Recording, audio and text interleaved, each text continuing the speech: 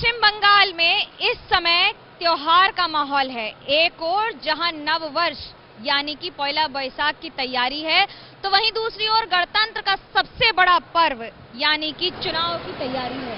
मतदान की तैयारी तो हर इलाके में हो रही है और उन सारे इलाकों तक हम आपको पहुंचा भी रहे हैं। लेकिन क्या है उत्तर बंगाल का माहौल और क्या सोच रहे हैं उत्तर बंगाल के लोग, इस पर बात करने के लिए हम इस समय हैं सिलीगुड़ी में। सिलीगुड़ी की एक खासियत है, इसे उत्तर बंगाल का आप कोलकाता या मेट्रोपॉलिटन भी कह सकते हैं। और हमारे साथ हैं वो लोग जो इस इलाके में और बंगाल में बड़ी दखल रखते हैं और सिर्फ इतना ही नहीं, कई गुना ज्यादा उन इलाकों को जानते हैं जिनके बारे में आप सोच भी नहीं सकते हैं। तो क्या उत्तर बंगाल इस समय पूरे बंगाल की कहानी कह रहा है या फिर उत्तर बंगाल एक अलग कहानी लिख रहा है? एक ओर जहां चुनाव है तो वहीं दूसरी ओर चुनौतियां भी हैं। हमारे साथ सब लोग हैं जो आखिरकार बताएंगे कि अपनी अपनी फील्ड से क्या सोचते हैं इसके बारे में। डॉक्टर पीडी भूटिया हैं, इन्होंने न सिर्फ बंग भूषण है, कई सारे अवार्ड से सम्मानित हैं। सेवंती घोष हैं, कविता लिखती हैं, बंगाल के लिए ये सारे काम इन्होंने कई किए हैं। अभया बासु हैं, स्कूल से ही नहीं संबंधित हैं बल्कि एजुकेशन के फील्ड में कई बड़े काम कर चुकी हैं। हर्ष कुमार हैं, चाय बागानों के बारे में आपने सुना होगा, लेकिन चाय बागान की क्या है समस्याएं ये भी बताएंगे। और जितेंद्र मिश्रा हैं जो एक और कई संस्थाओं के साथ जुड़े हैं, लेकिन ये भी बताएंगे कि आखिरकार क्या उत्तर बंगाल, डॉक्टर भूटिया, पिछड़ गया है, पीछे रह गया है या आज भी बहुत कुछ करना बाकी रह गया है? पिछड़ गया तो नहीं बोलेंगे, आज भी बहुत कुछ करना बाकी है। अभी ये तो इंटरेस्ट है पॉलिटिकल, जो पार्टी जो भी रूल करेंगे उसका अपना इंटरेस्ट है कि कितना कहां तक डेवलप करेंगे। कैसी चुनौतियां रही हैं? आप दार्जिलिंग से हैं, आप अपनी बात बताएं कि किस तरह से सिटी स्कैन, क्या छोटी छोटी चीजों के लिए लोगों को पहाड़ से उतरकर दूर दराज इलाकों तक जाना पड़ता है? दार्जिलिंग में मैं 2004 में आया हूं, तब देखा कि कोई सिटी स्कैन बोल के है ही नहीं। सोचिए 2004 में सिटी स्कैन दार्जिलिंग में नहीं था। वहीं डोनेशंस उठा के 2007 में मैंने पहले बार कुछ संस्थाओं के साथ जोड़ के एक सिटी स्कैन एस्टैब्लिश किया था। 2007 तक जहां तक मेरा नॉलेज है, एक first time in the history of Darjeeling, Bharat का इतिहास में पहली बार हम लोग डोनेशंस करके एक सिटी स्कैन लाए थे दार्जिलिंग में। क्यों पिछड़ गया ये चुनौतियां? अस्पताल का जो हाल है उत्तर बंगाल में, कैसे देखते हैं उसे? इसमें देखिए, एक तो इस एरिया में आप देखेंगे तो लास्ट 20 ईयर्स में एक पॉलिटिकल टर्मोइल हुआ है, पॉलिटिकल अनरेस्ट हुआ है, कोई स्टेबिलिटी नहीं हुआ है। तो उसका भी रीजन हो सकता है कि ऐसे कोई डेवलपमेंट में थोड़ा सा कहीं ना कहीं जाके अटक गया हो। सेवंती जी, आपसे पूछना चाहेंगे, जिस तरह से आपने देखा है कविताओं में कल्चर की बड़ी बड़ी बातें हो रही हैं, बंगाली अस्मिता की बात हो रही है, आप जो देख रही हैं, सुन रही हैं, नेताओं की भाषा कैसे देखती हैं? ऐसे देखिए, एज अ पोएट हम 4-5 शब्द लाइन बोलना चाहती हूँ। সে ছিল একদিন আমাদের যৌবনে কলকাতা, বেঁচেছিলাম বলেই সবার কিনেছিলাম মাথা। আর তাছাড়া ভাই আমরা সবাই জেনেছিলাম হবে নতুন সমাজ চোখের সামনে বিপ্লবে বিপ্লবে। ये बहुत बड़ा पोएट शंकर घोष का राइटिंग्स है। इसमें हम लोग देखे थे जो सब चेंज होगा, जितना बड़ा बड़ा विप्लव होगा उसके बाद समाज का कुछ चेंज होगा, लेकिन अनफॉर्चुनेटली ये सब बहुत ही कम हुआ। नहीं हुआ हम नहीं बोलेंगे, लेकिन इतना अपभाषा, इतना अपशब्द का व्यवहार सब पार्टी कर रहे हैं। इतने खराब शब्द हम लोग इसी पहली बार ऐसे चुनाव में हम देखे हैं। ऐसे महिला के ऊपर, जो महिला प्रार्थी है उसके ऊपर जैसे भाषा बोल रहे हैं, ये सब एकदम ठीक ही नहीं है। कैसे देखती हैं आप? कविताओं का देश, एक ऐसा राज्य जहां नोबेल लॉरिएट कविगुरु रविन्द्रनाथ टैगोर की कलम से एक कविताएं निकली हैं, और आज जो भाषा, जो जनता सुन रही है, क्या सोचेगी? बिल्कुल, ये तो सोचना चाहिए। बंगाल सब हर टाइम बोलते रहते थे कि हम लोग का कल्चर इतना ऊंचा है, हम लोग का भाषा इतना बड़ा है। हाँ, इसमें हम लोग का ये सब बोलना नहीं चाहिए, लेकिन हम लोग हर टाइम 4-5 में जो सुन रहे हैं ना, ये सब हम लोग में नहीं, पहले नहीं था। अभया जी, कैसे देखती हैं आप स्टूडेंट्स को देखती हैं, जब स्टूडेंट्स आपसे मिलते हैं, अभी भी आपसे आके मिल के स्टूडेंट्स प्रणाम करके चले गए आपको, जब आप ये सब देखती हैं तो कैसे उन्हें ये समझाएंगी कि इसके लिए तैयार नहीं किया? नहीं, अभी जो हो रहा है इसके लिए तो हम लोग तैयार है नहीं, लेकिन हाँ, ये तो बड़ी समस्या की भी बात है जो उन लोगों को कैसे करके दिशा दिखाया जाए। तो हम बोलेंगे जैसे एजुकेशन में से हम बात शुरू करते हैं। एजुकेशन में उन लोगों का जो टेक्स्ट है वहाँ पर ज़्यादा से ज़्यादा वैल्यूज़ के बात किया जाए, ह्यूमन वैल्यूज़ के बात किया जाए, जो हम लोगों को आगे, उन लोगों को आगे चलने में सुविधा होगा।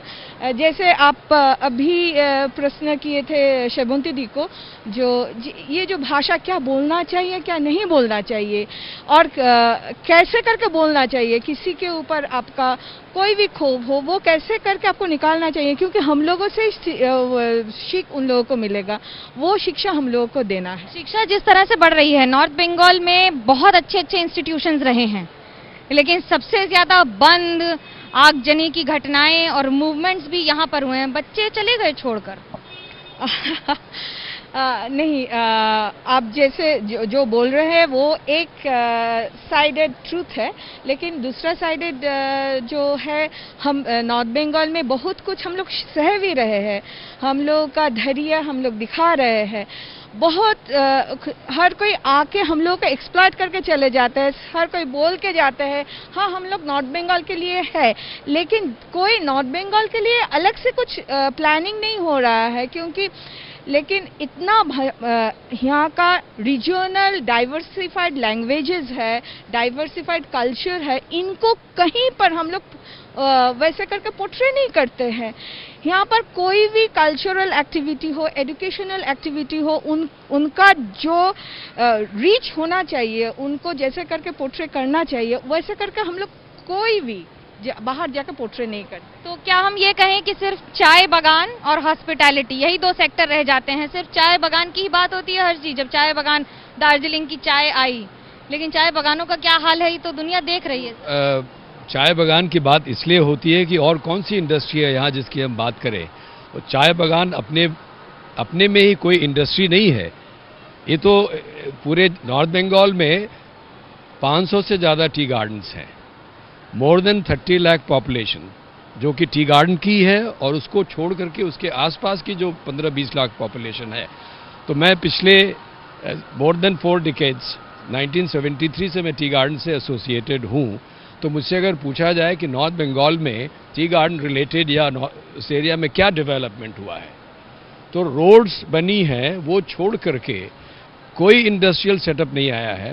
टी गार्डन वर्कर्स जो आए हैं वो 1875 के बाद ब्रिटिशर्स उनको एज कॉन्ट्रैक्ट लेबर लेके आए, तो वो यहीं रहते हैं। वो वापस जहाँ से आए हैं बिहार से और रांची से, वहाँ से वापस नहीं जा सकते। तो वो जब रिटायर होते हैं तो वो कहाँ जाएं, उनके बच्चे कहाँ जाएं? गार्डन की लैंड लिमिटेड है, गार्डन के नंबर ऑफ वर्कर्स लिमिटेड हैं, तो वो बेचारे कहाँ जाएंगे? नेताओं को आपकी याद सिर्फ चुनाव के दौरान आती है कि ये दे देंगे वो दे देंगे? तो अब मैं उस पर कमेंट नहीं करूँगा, क्योंकि आई एम श्योर वो लोग कोशिश कर रहे हैं, लेकिन मैं रियलिटी बता रहा हूँ कि वो लोग वापस घूम करके उसी एरिया में बैठते हैं। तो अगर मैं वर्कर हूँ, मैं रिटायर हो रहा हूँ, तो उसके बाद मैंने अपने लड़के को काम दिया, उसके बच्चे, उसकी वाइफ, मेरी वाइफ, वो तो उसी जगह में रहना पड़ेगा। तो कोई ऑल्टरनेटिव एम्प्लॉयमेंट जब तक जनरेट नहीं होगा, कोई इंडस्ट्रियल सेटअप नहीं आएगा, तो पिछले 45 साल में मैं तो नहीं देख रहा हूँ कि कोई नॉर्थ बंगाल में इस्लामपुर से लेकर के असम बॉर्डर तक कोई नई इंडस्ट्री खुल गई हो। एजुकेशन सिस्टम छोड़ करके, स्कूल्स छोड़ करके हॉस्पिटल्स में डेवलपमेंट हुआ है, लेकिन कोई ऐसा इंडस्ट्रियल सेटअप जो कि ऑल्टरनेटिव एम्प्लॉयमेंट दे टी गार्डन वर्कर्स को, जिससे कि गार्डन के ओनर्स के ऊपर में प्रेशर ना आए to fulfil the basic requirements. जी, कई संगठनों, कई संस्थानों से जुड़े हैं आप, जब आप सरकार की विफलता को क्या सामाजिक संस्थान ही भरेंगे? देखिए, मैं तो बहुत सा हम लोग काम कर रहे हैं सामाजिक संस्थान की तरफ से, लेकिन बहुत सा बैकलॉग रह जाता है। हम लोग समय समय पर आवाज़ उठाते रहते हैं, सरकार को रिमाइंडर देते रहते हैं, लेकिन अभी जिस जगह आप ये हम लोग हैं, ये सिलीगुड़ी बेसिकली हमारा दार्जिलिंग डिस्ट्रिक्ट और जलपाईगुड़ी डिस्ट्रिक्ट का एक ये जॉइंट पॉइंट है। हमारे यहाँ का सबसे बड़ा समस्या है पानी, जिसके लिए हम लोग बार बार हमेशा हम लोग कोशिश करते हैं, सरकार का ध्यान आकर्षण करने का काम किया है। पानी, पीने का पानी का सबसे बड़ा समस्या है। दूसरा समस्या है कि इस क्षेत्र से प्रतिभावान खिलाड़ी बहुत सारे निकलते आए हैं। मैं खुद भी डिस्ट्रिक्ट लेवल का प्लेयर रहा हूं। तो हम लोग सरकार से ये डिमांड करते हैं कि यहाँ के एंटायर क्षेत्र में पानी का समुचित व्यवस्था हो, खेल के लिए मैदानों की अभाव है। यहाँ जिस तरीके से हमारे सिलीगुड़ी में डेली बिल्डिंग्स बन रहे हैं, आप यहाँ देखेंगे कि बिल्डिंग्स पे बिल्डिंग्स बन रहे हैं, लेकिन खेल का मैदान आप देखिएगा कि बच्चे जाए तो जाए कहाँ। आप बिल्डिंग तो बना लिए, गार्डन आपने छोटी सी गार्डन बना ली, लेकिन उसके बाद जो एक जहाँ से प्रतिभा को उभर के आना चाहिए, जैसे यहाँ पे बाईचुंग भूटिया उभर के आए थे, यहाँ पे हमारे क्रिकेट प्लेयर्स, बहुत सारे क्रिकेट प्लेयर्स उभर के आए हैं, बहुत सारी लड़कियाँ भी अभी हमारे नेशनल टीम में सेलेक्ट हुई हैं, सिलीगुड़ी की बहुत सी लड़कियाँ हैं। तो हम लोगों ने पिछले दिनों में हम लोगों ने यहाँ डिमांड रखा है कि कावाखाली बोल के जगह है, वहाँ पे पूर्णांग एक स्टेडियम का हम लोगों ने डिमांड रखा है, और हम आपके माध्यम से ये डिमांड को फिर से दोहराते हैं, जहाँ पे सभी तरह के हम लोग प्रतिभा को निखार कर समाज के साथ जोड़ सकें। बड़ी दिलचस्प बात है और विडंबना ये है कि कुछ ही वर्षों पहले या कहीं एक दशक से ज्यादा हुआ है इस पूरे मॉल को बने हुए। ये मॉल अपने आप में सबसे बड़ा मॉल है पूरे उत्तर बंगाल का। आपको इसकी तस्वीर से अंदाजा लग जाएगा कि उत्तर बंगाल में अगर कोई भी व्यक्ति घूमने आता है तो यहाँ जरूर आता है। सजावट भी है, टॉय ट्रेन भी है दिखाने के लिए, लेकिन क्या बंगाल की झांकी, उत्तर बंगाल की झांकी ये है? कोविड का समय है, आप एज अ डॉक्टर कितने सारे चैलेंजेस देख रहे होंगे, कैसे देखते हैं इन चुनौतियों को जब इन इलाकों में कोविड की संख्या बढ़ रही है और रैलीज भी वैसे ही बढ़ रही हैं? जैसे फर्स्ट केस जब भारत में आया 30 जनवरी को, whole India was not prepared, not even we didn't have एक N95 मास्क भी नहीं था, पीपी किट का बात ही छोड़िए। पर ये जो एक साल का अंदर बहुत सा डेवलप हुआ है, जैसे पीपी किट से लेके ये इंफ्रास्ट्रक्चर, माने कोविड वार्ड, ये सब डेवलपमेंट हो गया है, वेंटिलेटर का सपोर्ट सब हो गया है। फिर भी अभी क्या है, हम लोग में कोविड का चैलेंजेस एक था, पर चैलेंजेस को भूल गए हम लोग। जो चैलेंजेस था, हम लोग एक कष्ट हुआ था, बट वी वर स्लोली, जो curve was going down, then we thought अभी हम लोग कोविड से हम पार हो गए हैं। सो पीपल स्टार्टेड, अभी मास्क पहनना छोड़ दिया, सोशल डिस्टेंसिंग, तो फिजिकल डिस्टेंसिंग मेंटेन करना छोड़ दिया, हैंड हाइजीन छोड़ दिया। फिर से अभी अगर देखेंगे आगे एक हफ्ता 10 दिन का आंकड़े कहाँ पहुंच गया है। Now again land up with again वो लास्ट ईयर का जून जुलाई का स्थिति हो गया है, उससे भी बदतर हो गया है। नाउ व्हाट नेक्स्ट, अब क्या करेंगे, आर वी प्रिपेयर्ड? बट मैं इसी तरह से पॉजिटिव हूँ। अब अगर वहाँ लास्ट ईयर में एक इशू था, अगर 80% बीमार, 80% अगर बीमार 20% है तो 80% पैनिक था। वो पैनिक अभी नहीं है आदमी, पीपल उतना पैनिक ही नहीं हो रहा है, पीपल आर प्रिपेयर्ड टू। क्या ये निडर होना अच्छी बात है, क्योंकि अब ज्यादा खतरनाक है? मास्क नहीं पहन के, डिस्टेंसिंग मेंटेन नहीं करके, हैंड हाइजीन मेंटेन नहीं करके निडर होना बहुत कायरता है, निडर नहीं है। Still we shouldn't be complacent, अभी भी फाइट ओवर नहीं हुआ है, पर हाँ यही है कि वो सोशल एक्सेप्टेंस हो गया। जैसे आप जानते हैं लास्ट ईयर जब भी कोविड का फैसिलिटीज की जब बात करें तो क्या है स्थिति? अगर उत्तर बंगाल में तबीयत बिगड़ती चली जाए लोगों की, तो क्या हम मापदंड पर हैं भारत के? नहीं है, अभी हम लोग का वी हैव डेडिकेटेड हॉस्पिटल है, इंटेंसिविस्ट है, डॉक्टर्स है, पैरामेडिक्स है, we have all the infrastructure. तो वही है कि यहाँ पे या तो कॉस्ट का जो जब भी बात आते हैं थोड़ा सा अफोर्डेबिलिटी का इश्यू बनता है। जैसे कोविड एक बीमार है जिसका कॉस्ट बहुत बढ़ जाता है, तो आम आदमी के लिए प्राइवेट हॉस्पिटल अफोर्ड करना मुश्किल है। पर गवर्नमेंट का भी है सेटअप, पर उतना क्या कर पाएगा जिस तरह से आंकड़े बढ़ रहा है। बिकॉज लास्ट ईयर जितना हो रहा है उसके लिए जितना प्रिपरेशन था, इस बार तो ज्यादा केस है। इस बार ज्यादा केस है, लेकिन कविताओं में हमें कुछ बताएं कि कैसे इस समय की स्थिति को देख ऐसे एज अ पोएट के लिए, राइटर के लिए जितना खराब हालत होगा 4-5, वो इसके लिए सुषमय होता है। ये सुनने में खराब लगता है, लेकिन हर देश में हर टाइम में आप ये देखिएगा, जितने खराब टाइम आएगा ना, पोएट लोग, इंटेलेक्चुअल्स, उन लोग का ड्यूटी होता है ये सब सबके सामने पहुंचने के लिए, लिखने के लिए। ये मेरे पास जो है ये सिर्फ कोविड के लिए नहीं है, हम सब देखे हैं लास्ट ईयर। क्या है आपके मन में? अभी तो ऐसे बना के नहीं हम बोल सकते। इस स्थिति के लिए कैसे रखना चाहेंगी, क्या बात कहना चाहेंगी 2 लाइन में? नहीं, हम तो इतना जल्दी ऐसे नहीं बोल सकेंगे, लेकिन सबको शांत होके, सबको बात, डॉक्टर को सबको बात सुनना पड़ेगा। अभी क्या बड़ी चुनौती है अभया जी, सबसे बड़ी चुनौती उत्तर बंगाल के लिए? उत्तर बंगाल के लिए सबसे बड़ी चुनौती, अगर एजुकेशन के बाहर हम जाए, वो है यहाँ का नदी। क्योंकि हम देख रहे हैं, उत्तर बंगाल के हर कोई देख रहे हैं कैसे करके नदी का जल घट रहा है, कैसे करके नदी कोई ऑक्युपाई कर रहा है, जैसे इन बंगाली हम लोग बोलते हैं नदी चूड़ी, हाँ, जैसे और कैसे करके नदी का जो हेल्थ है वो खराब हो रहा है। वो नदी को, क्योंकि पानी, जीवन और पानी ये दो प्रतिशब्द है, हाँ, तो ये जो शब्द है तो पानी का संस्थान उत्तर बंगाल में और ज़्यादा देर तक नहीं रहेगा। वो बारिश हो रहा है लेकिन नदी का जल घट रहा है। इसको लेके हर किसी को सोचना चाहिए। सोचना तो चाहिए, लेकिन बड़े मुद्दे हैं कि आखिरकार चाय बागान में जो समस्या है वो छोटी छोटी समस्या बड़ी हो जाती है, क्योंकि उद्योग, जो चाय उद्योग है वो अपने आप में कई करोड़ों का है, देश विदेश तक जाती है। तो कैसे इस पहचान को बरकरार रखना हो? इसको बरकरार रखने के लिए हमें वैल्यू एडिशन करना पड़ेगा। अपनी चाय को खास करके नॉर्थ बंगाल, अब आप विदेश में किसी से भी पूछिए तो असम का नाम पहले आता है, नॉर्थ बंगाल का नाम क्यों नहीं आता? दार्जिलिंग का आता है, लेकिन नॉर्थ बंगाल में डुआस, तराई, इन एरियाज़ का नहीं आता है। तो इसके लिए एक वैल्यू एडिशन, प्रमोशन, जिसमें कि टी बोर्ड का रोल आता है। टी बोर्ड के ऑफिसेस एक टाइम में लंदन, यूरोप सभी जगह थे, तो उनकी रीच बहुत ही डीप है।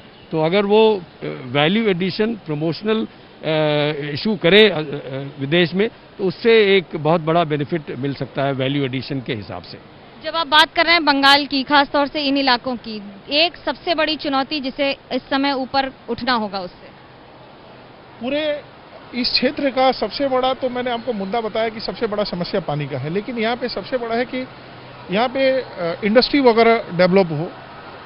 यहाँ पे देखिए, पहले सिलीगुड़ी को 3 टी के नाम से जाना था, टी टूरिज्म, ठीक है ना। तो आपके बाद, इसके बाद में इन सभी में गिरावट आई है। देखिए, जंगलों का कटना बंद हुआ है, तो वहाँ तो टी का काम खत्म हो गया, अब टी और टूरिज्म रह गए। टी का हालत भी बहुत ही बुरा है। यहाँ के टी गार्डन में रहने वाले लोग, तो आपको इन्होंने एक्सप्लोर किया ही है कि उनका हालत भी बहुत खराब है।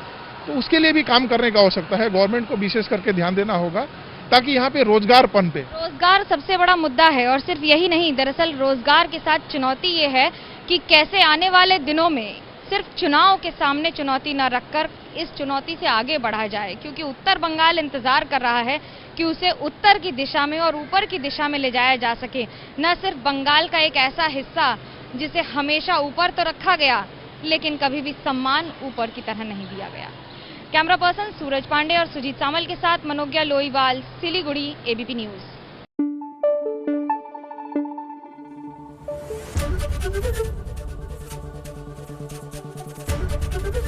एबीपी न्यूज आपको रखे आगे।